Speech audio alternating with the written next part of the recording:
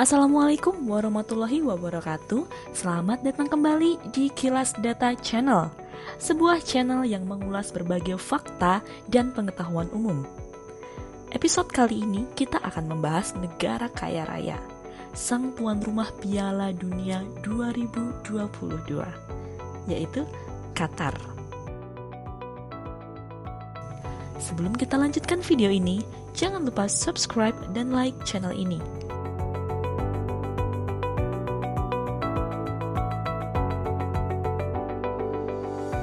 Qatar merupakan sebuah negara kecil di kawasan Timur Tengah yang letaknya di semenanjung Jazirah Arab. Di sebelah selatan, Qatar berbatasan langsung dengan negara Arab Saudi. Sedangkan di sebelah barat, utara, dan timur berbatasan dengan Teluk Persia.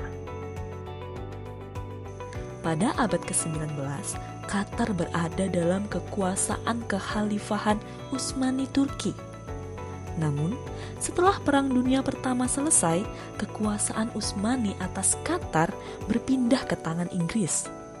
Hal tersebut merupakan dampak dari kekalahan Utsmani dalam Perang Dunia Pertama yang mengharuskan Utsmani menyerahkan kekuasaan beberapa wilayah di Timur Tengah ke tangan Inggris. Pada akhirnya, pada tanggal 1 September 1971, Qatar secara resmi mengumumkan kemerdekaannya dari Inggris. Namun, kemerdekaan Qatar baru diakui dunia internasional pada tanggal 3 September 1971.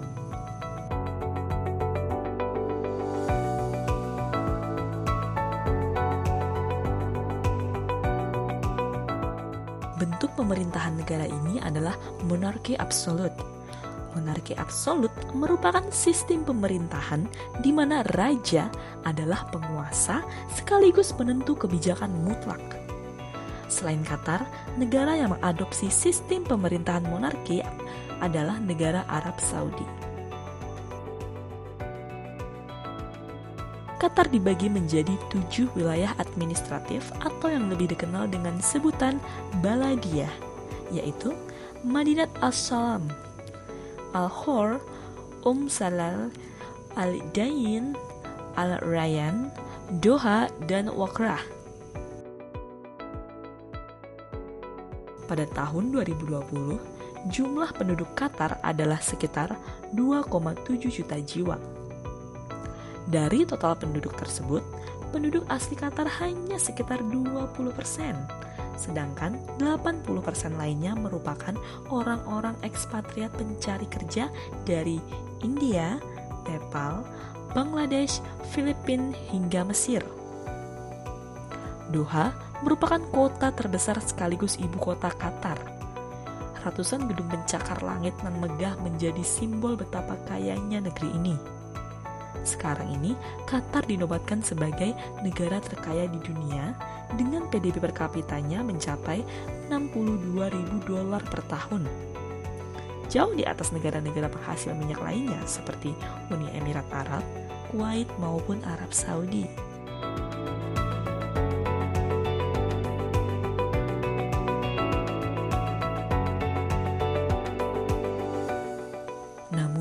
Sebelum ditemukannya cadangan minyak bumi dan gas di Qatar, negara ini tergolong miskin. Mayoritas mata pencaharian penduduk Qatar pada masa lalu adalah mencari mutiara.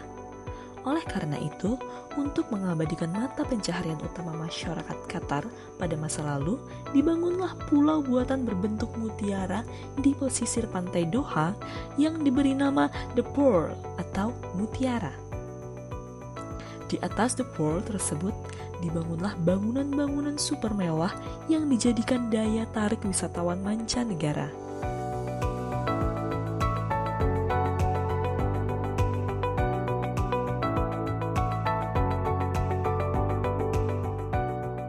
Karena kekayaannya, beberapa kebijakan hanya bisa ditemui di Qatar.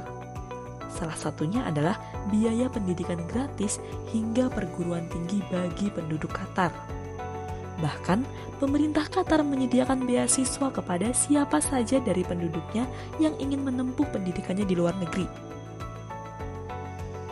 Selain itu, negara ini juga tidak memungut pajak sepeser pun kepada penduduknya. Hal tersebut tidak terlepas dari melimpahnya cadangan minyak yang terkandung di bumi Qatar. Menurut data dari BP Statistical Review of World Energy 2020, Qatar memiliki cadangan minyak sebesar 25,2 miliar barel pada tahun 2019. Adapun Qatar mampu memproduksi minyak mencapai 1,8 juta barel per hari. Selain dianugerahi dengan cadangan minyak yang melimpah, Qatar juga memiliki cadangan gas alam yang mencapai 24,7 triliun meter kubik. Jumlah tersebut merupakan terbesar ketiga di dunia setelah Rusia dan Iran.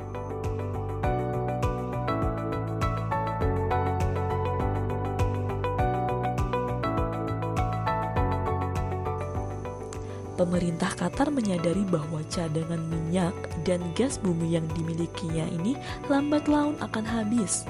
Oleh karena itu, dalam beberapa tahun terakhir, Qatar mulai menggeluti bisnis pariwisata. Qatar membangun berbagai aspek menunjang pariwisata, mulai dari transportasi hingga menyelenggarakan event-event internasional. Qatar memiliki salah satu maskapai terbesar di dunia, yaitu Qatar Airways. Selain mendapatkan keuntungan dari bisnis penerbangan itu sendiri, Qatar juga mendapatkan keuntungan dari banyaknya penumpang yang melakukan transit di Bandara Hamad International Airport. Pada tahun 2019, jumlah penumpang yang transit di bandara tersebut mencapai 35 juta penumpang. Tentunya, semakin banyak jumlah penumpang transit, semakin besar pula pendapatan masyarakat Qatar.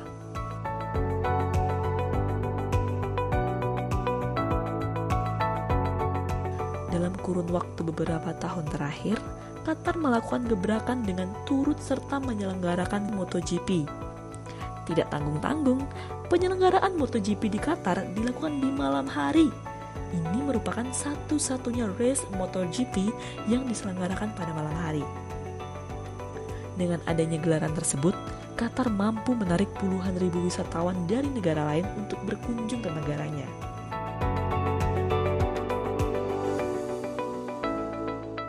Membahas Qatar, tentunya semua mata dunia tertuju kepada gelaran Piala Dunia 2022. Yap, setelah menuai pro dan kontra dari berbagai negara, FIFA tetap bersikukuh mendaulat Qatar sebagai tuan rumah FIFA World Cup 2022.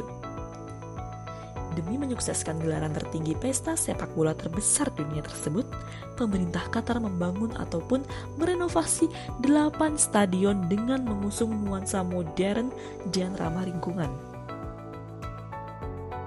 Namun, perlahan menuju terselenggaranya Piala Dunia 2020 di Qatar menuai jalan yang sangat terjal. Mulai dari skandal korupsi atas pemilihan Qatar sebagai tuan rumah Piala Dunia, kemudian isu kerja paksa yang menewaskan ratusan pekerja stadion, hingga isu cuaca panas yang membuat pemain tidak bisa mengeluarkan 100% kemampuannya. Meskipun isu-isu tersebut mencuat setiap tahunnya, namun FIFA tetap bersikukuh penyelenggaraan Piala Dunia 2022 tetap dilaksanakan di Qatar. Gelaran Piala Dunia 2022 mendatang juga merupakan Piala Dunia pertama yang tidak diselenggarakan pada musim panas. Direncanakan Piala Dunia 2022 diselenggarakan pada bulan November sampai Desember. Hal tersebut dilakukan untuk menyiasati suhu panas pada bulan Juni sampai Juli di Qatar.